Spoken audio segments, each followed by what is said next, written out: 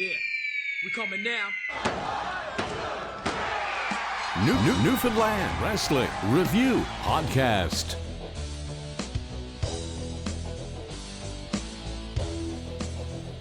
Welcome to episode 2 of the Newfoundland Wrestling Review Podcast. This is episode 2. I'm Colin Frosty Farty alongside Chad Biff Everard. We'd like to, right off the bat, throw a thank you out to everybody for the response, and positive and negative, that we got on the first one. We love to hear the feedback that you have. You can get a hold of us through...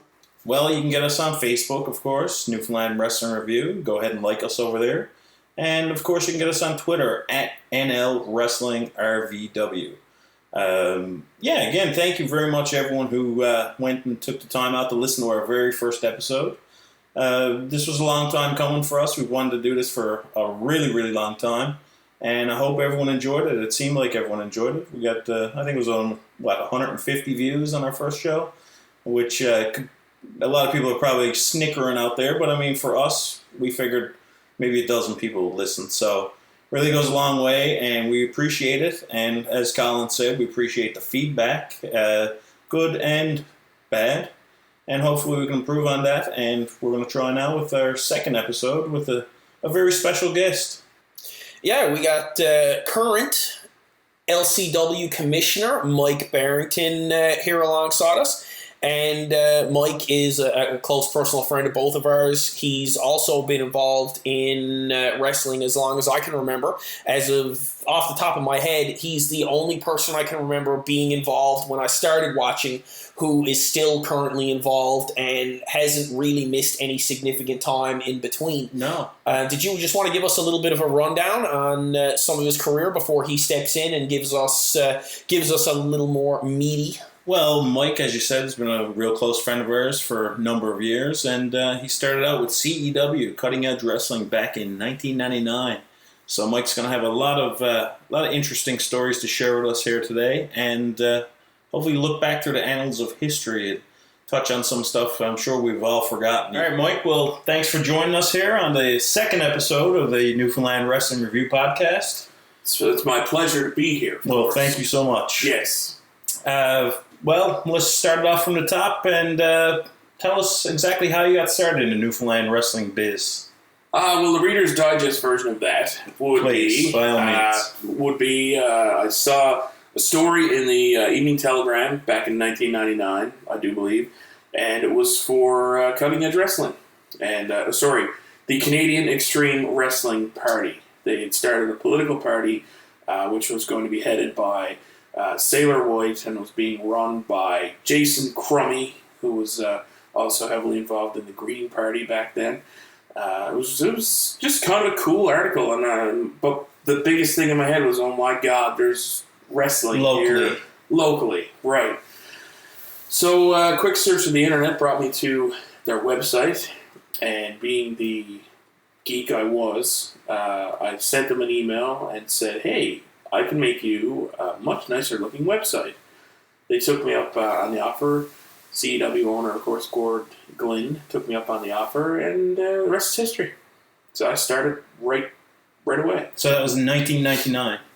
1999, the very first show I ever attended was a Hostile Takeover, which happened in the Kim Center in Witless Bay, which is now a storage facility for the home hardware. A lot of CEW's first few shows have been there.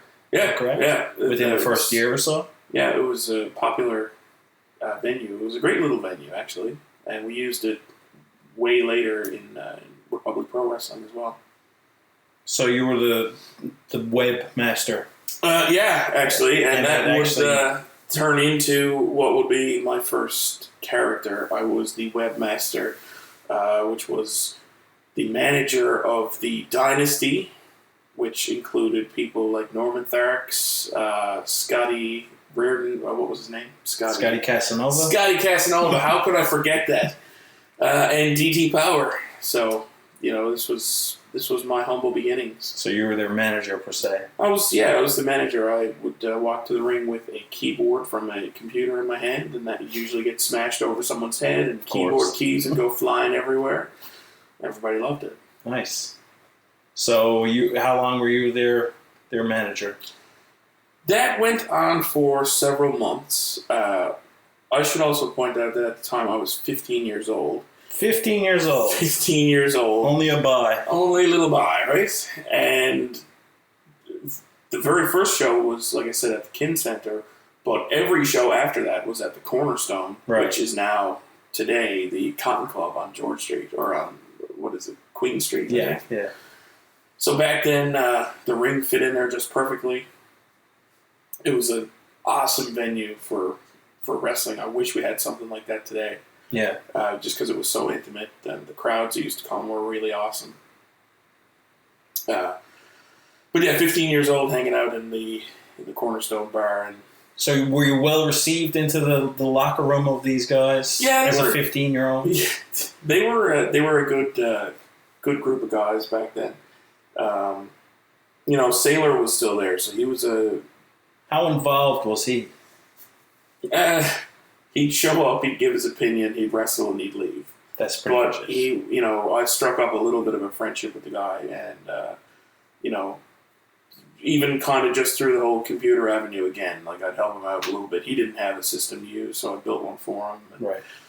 Went from there. He was a cool guy, contrary to popular belief. Yeah. He had cleaned himself up. He was an awesome dude. He showed me, some small things about wrestling, taught me a little bit here and there, and he was a good guy. So it was good to get to know him. So you think a lot of people judge him based on what other people say? Yeah, His past mistakes. Perhaps Sailor was also pretty outspoken about certain things. If he didn't like you or didn't think that you'd fit into wrestling, he'd let you know really quickly. And, so he's blunt. Yeah, and that honesty, that raw honesty, rubbed some people the wrong way. Right. So yeah. All right, so that brought you up to about 2000? It was about 2000. We switched over to my second character, which was basically the same thing. I just hated having the name Webmaster. So we changed it up to an even worse name, which was William Downey III. That's pretty much how I remember it first. That's how you remember it, yep. I called up around to local limousine companies, and I asked them, if we put a business card size ad on our posters, would you come and show up and drive me to the ring? And we did this once. So who got this happening? Yourself? Mm-hmm. So as a 15 or 16-year-old, you jumped into promotional. Yeah, well, by that point I was doing the website, I was making the flyers. Just trying to help out wherever I could. And I guess that's kind of been my thing. I just try to help out wherever I could all along. A jack of all trades. Master of none. However, master of none. So here we go. We've got this limousine coming in. There was supposed to be a group of us, younger guys getting a bit of a break coming in and being introduced to this whole entrance. Flashy. Yeah, it was supposed coming to be cool. In through the arena with the limo. Yeah, but somehow those plans got changed. So what did it actually turn out to be? It was briefly. It was basically the announcement of a very brief partnership between William Downey III, who was going to be managing or offering his managerial services to Vince Austin. Of course. Yes. Right on. And a few months after that, Vince Austin went to Manitoba for an extended period of time. And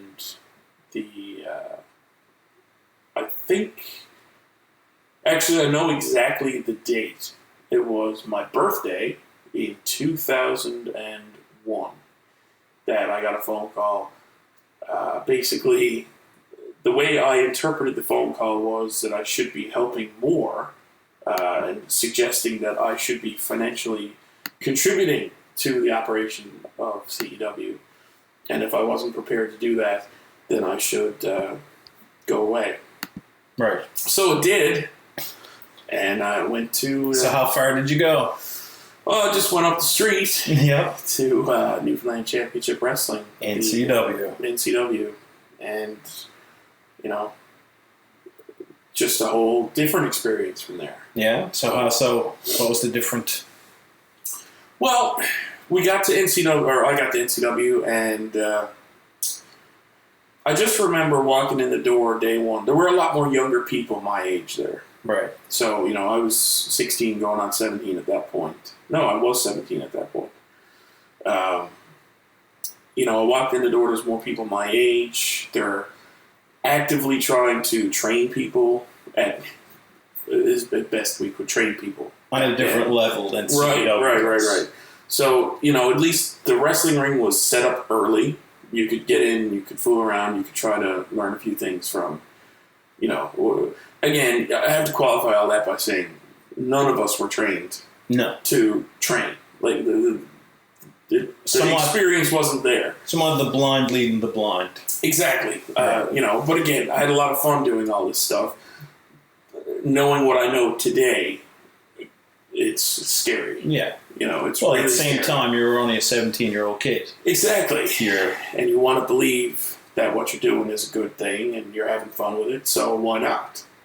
So who exactly was on the NCW roster when you jumped over? Oh, good Lord. So this was, again, September 2001. Yeah, so September, I think my first show with them was November 2001. Yeah. It was at the Reed Center in Mount Pearl, and I went from managing in CW to a wrestler in NCW right away, which was awesome for me. Loved it. So while you were in CW, did you ever have the itch to wrestle, or was that an opportunity that ever came up? I did, but for whatever reason, I didn't get into it because you had so many other duties. There were other duties, and it probably just wasn't the opportunity, or I didn't feel like there was the opportunity at the time. Maybe there was. I can't speculate. So you jumped over to NCW, and you became the mercenary. The mercenary. There might be a few people out there listening now that would remember, but it was a long time ago. But give us a run through what the character was and what it became. See, the character of the mercenary was me marking out absolutely. It was like a mixture of Undertaker, Kane, and maybe even a little bit of Raven. It was just supposed to be this big, scary, somewhat guy who showed up and... Now, you had a mask, right? I did, yeah. Boy, the first incarnation of the mask was quite horrible. It was essentially... it felt like someone took a little bucket, cut out the bottom, and stuck it over my head. So it was just like this cylinder of material. So was this a homemade job? It was, and I'm not trying to knock the guy who made it because he did do a lot of good work. It was Ace Bennett who made it, and I still have it. Yeah, I still have it tucked away at home. It was, it's still cool. It was just uncomfortable. Yeah. So after that, I had my aunt actually made one that closely resembled Kane's mask. I think anybody who was around at the time said like, "You've got a Kane mask." Yeah. But yeah. So. So what were the highlights of your in-ring career, as it were, in NCW? Oh, well, I was a 2-time NCW Tag Team Champion. With who? Well, the first time, which was the longest run, was with the Bounty Hunter. Mm-hmm. And how long was the run? And give us a little bit of a lay about a little backstory. Can you remember like the title change, where it was, anything like that? Who did we? I don't remember who we beat. Oh goodness! Was this around the time that the actual tag team titles were like a 24/7? Yes. Yes. That was the second playing time. off the hardcore title in WWE, of course. That was the second time I won them. Okay, that's when that was. First time, we started off. It was myself and Bounty. We won them. I think we might have even won them from Rick Bennett and Clone. Okay. I think. I could be wrong, but we won them, and then we didn't have. It was in, I think, like the fall of 2002. We won them, and then we didn't have another show until April the following year. So that was our run. That was a big gap, and there was no matches. But you still had that. Yeah. No, it was February. Yeah. Because we had a show during this period of time. So two things happened. First, Bruiser Bennett and Bounty Hunter were driving in a van. Yeah. And were in an accident with a city plow. Right. So Bruiser couldn't wrestle and Bounty couldn't wrestle. So the first show back, it was February, my mistake. Of 2002? Of 2002 now. Right. I think. Okay. That was, yeah. Foggy memory here. Shortly after my time there. I don't really remember, but I kind of do. So we're back. I defend the tag titles in some sort of silly match against perhaps nobody. But I defend them by myself because Bounty can't wrestle. Right. So I had both belts and whatever. And then the second time, I go out to do it again, and I'm wrestling Rick Bennett and Clone. And I think there was some sort of spot where I was supposed to get underneath Rick, who was on the top turnbuckle, and powerbomb him. But when I tried to get underneath him, all the power shifted onto my right knee, and it popped in extraordinary fashion. And I fell down at 18 years old, not knowing what to do, not knowing how to handle the pain, and that was it. I was out for several months after that. So you blew your knee out in the middle of the match. I did. And the funniest part about it was I was wearing the mask, and it was very hard to understand me when I was wearing the mask because my mouth was covered. Right. So you couldn't communicate. I couldn't really communicate, but what I tried to look up at Rick and say, I just blew out my knee. And I yelled it. But if you listen back to the old tape, and it's been a little gag, I remember between people like Johnny Chaos and Pyro, like we all remember watching it back and listening and hearing. I think I'm trying to say, oh, my knee, but you hear, beefy, while my face is in Rick Bennett's crotch. So nice. It was a good little inside joke for you right there. So you blew out your knee there. Like, as a bigger guy and not really trained, like you said, was there any other times that you found yourself into some misfortunes, any injuries? Anything that may have deterred you from continuing on? No, it was pretty much the knee. Yeah, and that was the big thing.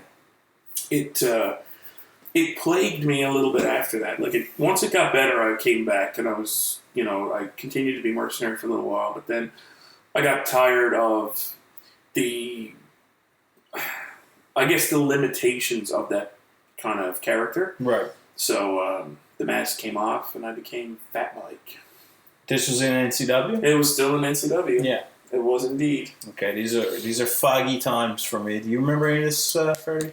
No, as we covered in the last podcast, memory is not my strong suit. All right. And I believe I was coming and going to the shows at that point. Like, I might catch a show and then nothing miss consistent. it for, we had, I think, passed at that point. Right. Or we were going back and forth between CEW and NCW or wasn't catching every show. Yeah. And I think, just before the transition to Fat Mike, something extraordinary happened. Was the infamous run-in at a CEW show. Yeah, we talked about that the last time. Yeah, we covered that on the first episode, but again... Give it to us from your perspective. Yeah. My perspective, okay.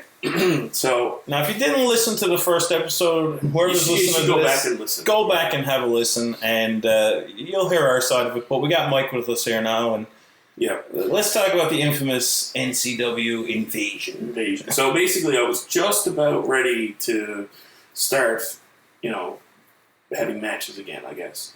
And he was doing okay, but the idea to do this invasion came up. So there's probably 15 of us packed into the back of Bruiser Bennett's van, sitting in the Tim Hortons parking lot, which is next door to the CLB Armory, which was the venue of the CEW show. I was sitting out there with a cell phone. Biff, I know you were inside. I was the guy on the grassy knoll, as I said. And I know we communicated back and forth a couple of times, just like, okay, the guys are getting restless. Like, where are we with this? You guys must have been out there for what, an hour? Oh, we were there for a good hour, right? Yeah. And luckily there were no windows, or maybe there were windows, but the windows were blacked out in that van because if anybody had to look inside that van and see all of us in our gear, just sitting there, like, sweating our balls off. Like, drinking double-doubles, waiting. No, there was nothing to drink. And then, so, finally the call comes in. I'll never forget this. I answer the phone, I say hello, and your infamous words, bring it in. Bring it in. Bring it in. Couldn't be more dramatic if I tried. And we brought it. So, as we were running, we jumped out of the van. Now, anybody who saw this had probably just called the police. Because all of a sudden, the side doors and the back doors of this van popped open. And we started barreling towards the door of the armory. Running up the steps, one of the guys, Kilfoy, was standing out on the front step, having a smoke. And I'll never forget the look on his face as we just ran by. And I was like, hey, man, how's it going? And just blew past him. I was almost the first one in the ring. I'm glad I wasn't. But who was? Do you remember? I want to say it was Rick and Bruiser. Yeah. Definitely. But I was like a step or two behind. He definitely had a leather jacket on with a jean jacket vest over. Yeah. And it was probably Bruiser. Yeah. So while you were in the ring, tell us like what was going on, what was the atmosphere amongst the other wrestlers, that kind of thing. Right. So we were instructed that when we got in the ring, we were supposed to, kind of communicate to the CEW guys that Matt Martin had booked this, which was not true. Matt Martin was a catastrophe in CW, but I think he'd been kind of running things behind the scenes at that point, or maybe sort of, I'm not sure. It wasn't true, but that was what we were supposed to communicate. Basically trying to buy enough time that some of the young guys who ran in with us were running around handing out flyers to our next show. Which was Extreme Halloween, which was a staple for NCW. It was like their big show every year. It was Extreme Halloween. So you can see it on and I have seen the tape since. We got to pop that up. Yeah. Do you have the tape? I don't, but I have seen it. It was the CEW tape angle, and it got it pretty well. Okay, well, I'll do some digging and see if we can find it. I think I got a connection who might have... a selection of CEW stuff, but we'll try our best to get that up in the next week or two. Yeah. Just so everybody can see what the atmosphere and whatnot was like in the building at that point in time. I mean, we're kind of building this up to be something of mythical proportions. It was mythical proportions. But looking back now, I mean, what was that in 2001? So like 14, 15 years later, it was absolutely ridiculous. 100%. And growing up and knowing what we know now and been around the business so long, it is embarrassing. It is. Like you said, look, I had a ton of fun doing all that stuff. Absolutely.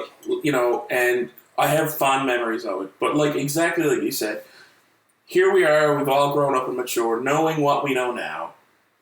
Good God, it was horrible. If you had the time back, would you have done it again? Knowing what I know now? Yeah. Absolutely not. No, I wouldn't touch it with a 10-foot pole, no matter how much I was drawn to it. Yeah, and I think a lot of us, we're mixed together with the WCW, WWF. Yeah. We took it locally and kind of marked out over that. Oh, big time. But it still happens today. It through the years. Yeah. There's still an air. Just keep in mind now that what we're talking about, the entire podcast, the entire industry is based around sensationalism too. So you have to take it for what it is. Yeah. I mean, back in the day, that was a huge deal for anybody who was into the scene here. And it might look like small potatoes now. But again, at the time, I guess it was a cool thing to see Scott Hall walk out. And I mean, obviously it's on a way, way, way different scale. Yeah. But that was essentially what it was, is you got to see the Kevin Nash and the Scott Hall of NCW walk down the aisle and start to do stuff in a CEW ring, which at the time was absolutely unheard of. Yeah. Completely. And, well, with that being said, all the same, not to cut you off there, a Scott Hall or a Kevin Nash showing up in WCW is obviously a little more legit and legally correct Yeah. than someone forcing themselves in on someone else's show. Well, exactly. And if you look at, like, for example, when DX... I understand what you're trying to say. DX drove to the WCW yeah. arena that time, and they closed the gate on him, and that was the end of it. Yeah, What would have happened if that gate hadn't closed? exactly. Right? For us, the gate wasn't closed. No. So we went right to the ring. And... I wonder how many actual people at that show bought into that and attended the NCW show after that. Anybody who got a flyer, I'm sure. I still have one home. Right? Oh, yeah. Ah. But I anyway, understand that. we digress. We get in there, and you know what? I don't think I actually made contact with anybody. I slid into the ring. I looked around. Everybody was... Do you recall anyone that was in the ring at the time? Because I couldn't. I remember Crypt Keeper was in the corner, and I remember Bounty Hunter went right for him because it was Gord Glynn in a mask. And there was some past heat between them, and I just stayed away from that. Right. So, didn't know what was going to happen. I don't think anything happened. I kind of remember turning around and seeing the locker room door fly open, and everybody came running out. So that's when I was like, relay and so. yeah, I was like, well, time to go. So I slid out of the ring, and I remember famously on the tape, the last person out was John Bennett, and he was who John Biz now. John Biz, yeah, Yes. and he was manslaughter at the time in NCW. Right. And he was the last guy to go out, and it was kind of like everybody was stood in the ring and realized that he was with us. And it was just, John leapt to jump out of the ring, and everybody just tried to storm him at once. And it was pretty funny to watch. So how long as a whole did that last from the complete run-in to the beatdown to the storm out, I guess? Less than 10 minutes. Oh, God, totally. Probably like 5 minutes. Yeah, closer to 5. It was in and out, and I remember our ride left.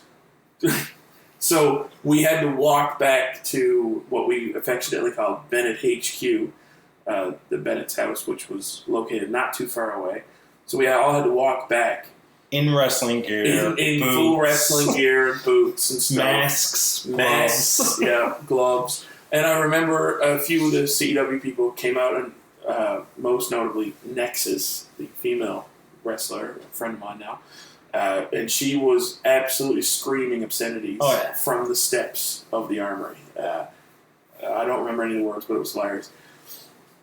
And then the next most interesting thing ever happened, because as you guys noted on your first podcast, 2 people were not told about this invasion. Yeah. And they were Freddie Brophy and Steve White.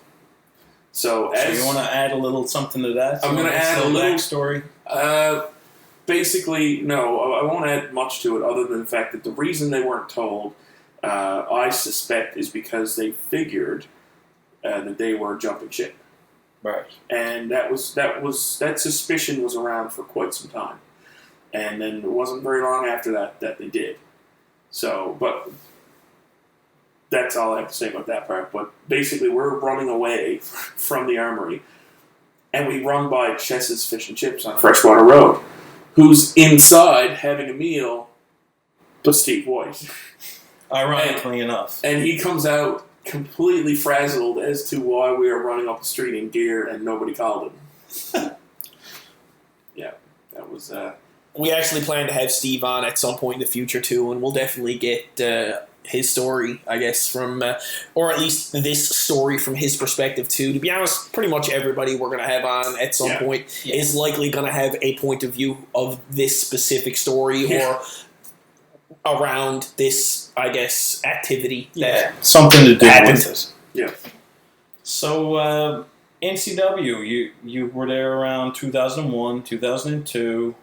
And they merged in 2003, is that correct? That is correct. With CEW. With CEW. A long-time rival. Oh, and... So, talk about a little bit of that. What led to that? And I think it was a lot of hell freezing over to some people.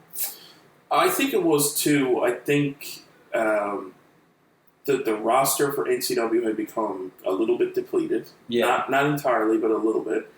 I think there were some concerns about the ring at the time. So, And then I know that there was a conversation between, I think probably Bruiser at the time and maybe Quentin Kosh, who was running CEW at the time. I believe that's how it all came about. All I know is I was told to go to CEW as the mercenary again, to be kind of a bodyguard for Quentin Barboni, who was the owner of character of CEW. And I did that for 2 or 3 shows, and then one night, we all knew the cue was coming, because in the main event, which I do believe was Steve Voigt as his character, Travis, versus probably, it was either Chris Payne or Vince Austin. Someone can clarify that. Anyway, before the match was over, through the front doors of the CLB Armory marched Rick, Bruiser, and Ace Bennett. In similar fashion. In very similar fashion. However, this time they were walking along to the beat of their music. Right. Because it was, it was a little more legit. A little bit more legit this time around. So they came in, and then I guess, it was just a fun ride after that. Because it was a fresh start for everybody at that point. So basically, what was the main stuff going down at that point? What was the big notable feuds? And after the merger, what was the... Well, it was the... I guess the overall theme was that, it was going to be NCW versus CEW. And I guess for me, the way that worked was Quentin Barboni was the CEW owner, and I was introduced as the NCW owner on, parentheses. And basically came down to we would feud back and forth. We'd try to interject in matches we made for each other. And I just remember actually probably having the most fun ever. Yeah? Honestly, definitely the most fun I've ever had with some sort of storyline was the stuff that I did with Quentin. Because we just had so much fun just playing off each other, and, we became friends outside the ring too, so, You guys had a good chemistry. We definitely had a good chemistry. We played off that when it came down to him being, the heel, me being the face. So it was a good time all around that way. Wasn't always the easiest, to see the show booked, because now you've got NCW versus CW, but really behind the scenes as well, you've got NCW versus CW, because, some NCW guys are not going to want to give up their, power that they might have had or might not have had, and the same goes for the CW guys. So there was a little bit of button heads, but overall it was a lot of fun. So was there any real life heat between people? I mean, these guys were rivals for years and years and years, and it built up to the extent that, we gotta cooperate now. Well, a moment ago I mentioned that Quentin and I became really good friends. Became, so you guys weren't? We just didn't know each other really. Right, okay. So we did become friends, and then I don't really know what the shift was, but I remember having a conversation with Gord one night, who was again, he was back again in the province. And I basically said, these guys just kind of make fun of you all the time. And that was the conversation I had with him. And I was angry at Quentin for something. And I don't remember exactly what it was. And it was 100% stupid and bogus. But I told her, these guys are making fun of you. What are you going to do about it? And he turned around and told Quentin to go to hell and fired him. Yeah. So there was a period of time where Quentin went... Probably around 2004? Yeah, I would say. So Quentin went and worked for EWE. I still feel pretty horrible about that because it was directly related to something that I said. So... You were responsible for it. I was responsible for this bullshit, and... But still, not to downplay, but it only lasted a couple of months, and he did return, right? He did, and when he came back, the very first thing we did was I stood in the ring and we gave him the mic and we let him shoot, as it were. Yep, and he did. So what was included in that? Can you remember? Can you go into that? I don't remember the words. I just remember standing in the ring going, I deserve every bit of this. Just, is it going to go much longer? So he berated you?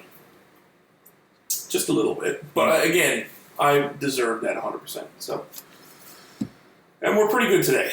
Yeah. So, we have a scattered little Facebook chat. Quentin's a good guy. He's got a family started up in Alberta now, so it's good times. Good times for the Barboni family. It's been quite some time since he's been around these parts, but he was an intricate part of CW definitely through the years. Yeah, and the merger probably wouldn't have happened without him. So, that's credit where credit is due. Yeah. So that brought, as you mentioned, he went to EWE, but you also have a little history with EWE as well, don't you? Yeah, well... Atomic Wrestling? EWE, the Atomic Wrestling Entertainment, was the name of the group. And this is kind of backtracking a little bit because this all happened before CW and NCW merged. That this promotion started up in what was known as Club Atomic down on George Street. And there was a group of us. I had, the grace of the Bennett family to go ahead and do that because they weren't doing anything at the time and it wasn't interfering in what they were doing. So I just went down to see what it was about and I participated in a battle royal for their very first show. Which was when? August, September 2003? Something like that, yeah. Somewhere around there. Yeah. It was myself, Johnny Chaos was there. Who else? Because there's that picture that... From CEW or NCW? From NCW. It was myself, Scott Johnny Steele? Chaos. Oh, Scott Steele, yes. Can't forget my good buddy Colin. Scott Steele was there. Yeah, it was myself, Scott Steele, and Johnny Chaos. Johnny Chaos ended up staying with EWE. And he did not return when the merger happened. He stayed with EWE.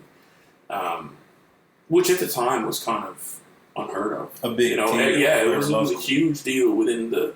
Because that's where the Bennett family dynasty, He was brought up through NCW. He was, and he was probably considered one of the most NCW guys not to be a Bennett. Right. So it was a bit of a shocker, but he had a lot of fun there, did a lot of cool things. So won their title, I'm pretty sure. He was their champ for a while. And yeah, it was cool for him. So EWE lasted about 2 years, correct? Around 2003, 2005. Yeah, it was around the end of 2005 because I know this because, as it happens, I was involved in the very first EWE show, and I was involved in the very last EWE show. One Last Stand, right? One Last Stand, yep. That was at Masonic Temple? It was. I had basically left. I had left CEW, NCW, and told him I just didn't want to have anything to do with it anymore. You got tired of things? What was the reasoning? It had also happened that there was this group of younger guys coming up who really deserved a shot, so I felt. And they were just kept getting held down and held back to people who, their time had pretty much passed. They needed to freshen it up again. And the crowds were decreasing and decreasing and decreasing. Yeah. So, something had to give. And I was convinced that if we let some new blood in, that would kind of rejuvenate things. But that was not to be. So I left, and those guys left. We all participated in the very last EWE show. Those guys, not me, those guys bought the EWE ring and formed PWA, the Provincial Wrestling Alliance. You're saying those guys. Do you not want to name those guys? I'll name those guys. I don't mean that in a negative way. No. It's just at the time, it was them. The guys who bought the ring were Mitch Fifield, Psycho Mitch, Insane Shane Murphy, and Jimmy Loeb's Brad Bishop. Those were the three guys who contributed to buying the ring. I remember that they purchased it so that they could put it in, set it up somewhere so that they could further work on their skills. Train. And this did not go over well with Bruiser Bennett, and he and I had it out over that, and that was pretty much the final straw for me. So I was done at that point. So they felt like it was a lack of trust to these guys. Yeah, they They were said, going around behind them. Yeah, 100%. So, yeah, that was enough for me. I was done. The guys went and had their first PWA show. I wasn't a part of the show. I showed up kind of halfway through because I think I was working that day or something foolish like that. But I really enjoyed what I did see because they'd gotten more of their friends involved who were definitely, they were better. Throw out some names. Can you remember? Oh, gosh. Scott Humphreys, who's Scott Gotch now. He originated from Gander, wasn't it? I believe so. He wasn't a local. No, but he was living in Paradise. Oh, okay. There was another guy named Brendan Chaos. He was pretty, they were all very not afraid to try new things and not afraid to dive in, shall we say. Yeah. Goodness. I think that might have been, they brought, guys who were with CW, NCW, but again, we're kind of getting held down. Guys like Matthew Schafter, who played the Hermit, Mike Parrell, who was a referee, and, they finally gave him, some space to wrestle matches with PWA. I think he had done a couple with CW, NCW, but again, I think Rick Bennett nearly killed him once, so, it wasn't the best of circumstances. Local Dave Ash, I think. Dave a Ash, couple of right, names. exactly. So, all these guys were kind of given a little bit of a start with CW, NCW, but in PWA they were given more of an opportunity. Exactly. The opportunities were there for them. And it was cool. It was a lot of fun. It was awesome. I loved it. So you think PWA was one of your favorite times? Probably, definitely. Up to that point? Yeah. Maybe it was. I had a lot of fun doing the thing with Quentin, but yeah, PWA, as far as a locker room, that was, we were all buddies and we all got along. It was a real social thing, so it was cool. So they ran a lot of shows, as we mentioned, at the Masonic Temple. But where else do you recall this? Masonic Temple, we did a couple of shows out in Dunville by Placentia, right? Which were fun. And they had a youth center out there that we did a few shows at, which was awesome fun.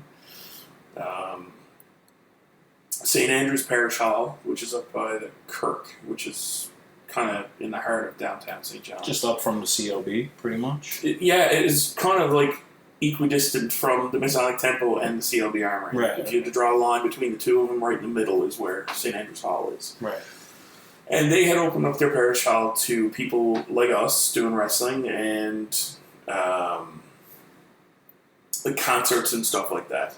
So what ended up ultimately stopping that venue from being available was there was a rock concert there and some people vandalized the brick wall of the church. So they were like, nope, no more, not renting it. We don't have to, we don't need to, so go away. Gotcha. But we had a lot of fun there too. So how long were you involved with those guys? I was involved until the end. Which was? The end. See, in PWA we were plagued by this tiny little ring that was so unsafe. Yeah, we kind of talked about that again in the first podcast. Which was the... Go ahead. No, please. Because I don't know where you were going with that. Well, it originated from FTW? No, even before that. All-Star Wrestling? I think it was All-Star Wrestling Association or something. Okay. It was Dan Gott, and then this was before my time. Yeah. So I'm just kind of, this is what I've heard. Again, people can correct us and drop 100%. some comments. Yeah. So it kind of started with All-Star Wrestling, as far as I know, which was Sailor White. A few guys left, Dan Goss being one of them, who played Bad Boy Batty Bat. And he started All-Star Wrestling Association, I believe. I could be wrong. And that's where that ring started. Okay. The first time I ever saw that ring was Fair Start Wrestling. And it was sold then to EWE and PWA, and then it deteriorated in my backyard until it was sent off for scrap metal a couple of years ago. So it no longer exists. It does not exist anymore. Thank God. Well, sent off to some people. Hey, I offered it back. I offered it back to the guys who purchased it. Yeah. Nobody came to pick it up, so I had no choice. So from like 2007-ish? Yep. So 2007, I built a new ring. And that led to your first venture into owning, operating, and promoting? It did. It also ended... I didn't like the way PWA ended. I'll just say that out loud. Yeah? It hurt like what I felt was a good friendship between myself and like Shane and Mitch and probably Brad to a point. But definitely, I don't think things have ever been or will ever be the same between me and Mitch. But that's 100% my fault. Like, it was a bad call on my part. I told him that to his face. So, that's where that's it. It's all water under the bridge now, I guess. I hope so. Yeah. I hope so. So, with that being said, that led to the birth of... That led to the birth of Republic Pro Wrestling, which was, my baby. Not without the help of a lot of people. But, yeah, it was my first time being... the person who was responsible for everything. We had a new ring. I'm proud of what we were able to do with Republic Pro Wrestling, but I do look at it as one of the lowest points of even just my life. Really? Because it was just so stressful. Yeah? Absolutely so stressful. So you took in everything over the, 6-7 years? Yeah.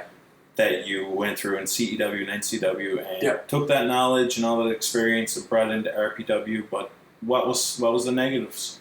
Was it too much for one person? Probably. Yeah. And I'll be the first one to tell you that I've got a problem sharing responsibilities. Yeah. I've really, really, really have always had issues with that. There were too many people trying to tell me what to do. This is the first thing that comes to my mind. Yeah. Right? I'm not going to name names of these people, but basically I brought in people who I thought I could trust, and that wasn't the case because they were out for themselves. Yeah. So they were feeding me information. You should do this, you should do this, you should do this. It would be best if we do this. And they were playing on experience that they had, and I was trusting them based on their experience. But it wasn't materializing into... what was best for the company. Well, exactly. So, yeah, it's just... Some hidden agendas and stuff like that. Sure, Yeah. 100%. So, there's things that I was very proud of. One thing that we did in RPW, which, is probably stricken from the record now if you ask Gord Glynn, who's, I guess, the guy who owned CEW originally and started the Newfoundland Heritage Championship belt. Right. We brought that back in as our main title. Yeah. The original belt that he had from CEW, we got it refaced because it was a little bit beat up, and I was ecstatic because this was a belt that Sailor White had held. Yeah, had a lot of history. Exactly, and one of our first shows was a memorial to Sailor. Okay. And the fact that a few of us on the card actually knew him and worked with him a little bit, as opposed to some of the stuff that kind of more currently has happened where nobody's really had a whole lot of contact with him, and maybe they were just using his name to draw a dollar. I don't know. I'm not going to, One can only imagine. But right. We'll get into that some other time. That's a whole different podcast. But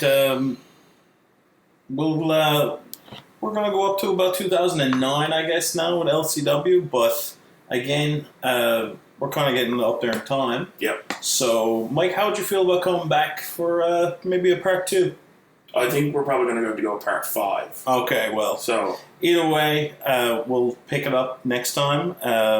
We'll probably look into your time with LCW and your experiences there. Yeah, that's the meat of it now. That's the stuff that's freshest in my mind. Well, there you go. And I mean, that's a good... And you guys were involved in various ways at different points with LCW as well. So, we can...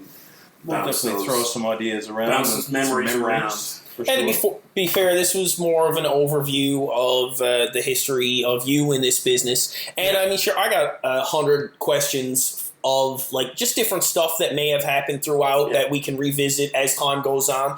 I mean, not necessarily having to do it right away or even in the near future, but I guess as the podcast goes on, we can always drum up some stuff to talk about. Definitely, yep. Yes, tons of time, my son, tons of time. Tons of time, but thank you, Mike. We really appreciate you coming on, taking your time to speak with us on our second episode. No problem. And we definitely look forward to the third episode. And the fifth. And the fourth, fifth, sixth, and seventh. I can't count. But anyway, we'll wrap it up right there. And thank you very much. Thank you guys for having me. So you can catch us on Facebook at Newfoundland Wrestling Review and on Twitter at NL Wrestling RVW. So hit us up with any questions, comments, concerns, corrections. And Mike... Please correct me. Please. Mike, where can people reach you if they want to check you out on your social media world? Social media world, best to get me on the Twitter. It's at FatMikeNFLD, and of course you spell fat, P-H-A-T. All right, Mike, thank you very much for myself and Colin. We appreciate your business, and thank you for coming. Newfoundland Wrestling Review Podcast.